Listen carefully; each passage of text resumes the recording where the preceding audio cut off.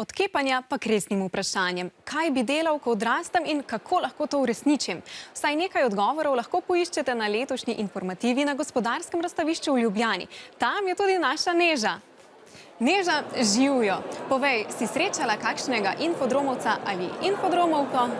Zdravo, Klara. Ja, tukaj na informativi sem srečala res veliko infodromovk in infodromovcev, ki so se odločili, da bodo kar 4 tedne pred uradnimi informativnimi dnevi že zbirali informacije, s katerimi si lahko olajšajo odločitev o tem, kateri poklic izbrati in kje nadaljevati izobraževanje. Najbolj jim je všeč to, da se lahko v različnih poklicnih spretnostih tudi preizkusijo. Več pa bodo povedali kar sami. Govoril sem z različnimi temi, ki predstavljajo šole, z dijaki malo.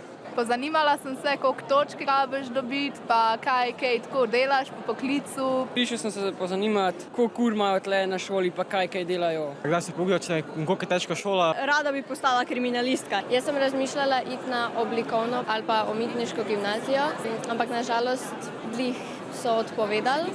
Na informativi se predstavlja okoli 25 slovenskih šolskih centrov in srednjih šol, pa tudi 2 avstrijski, trgovska in turistična.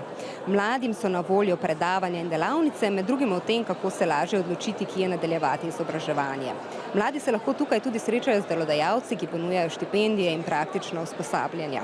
Zelo optimistični lahko tudi upate, da je prav informativa tista pot do prve zaposlitve.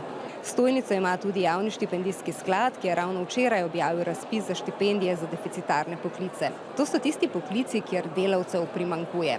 Seznam lahko najdete na njihovi spletni strani, na njem pa so letos tudi slaščičar, dimnikarka in tesarka. Še 1,5 ure časa imate, da informativo, ki je brezplačna, obiščete še danes. To pa lahko storite tudi jutri med 9. in 18. uro.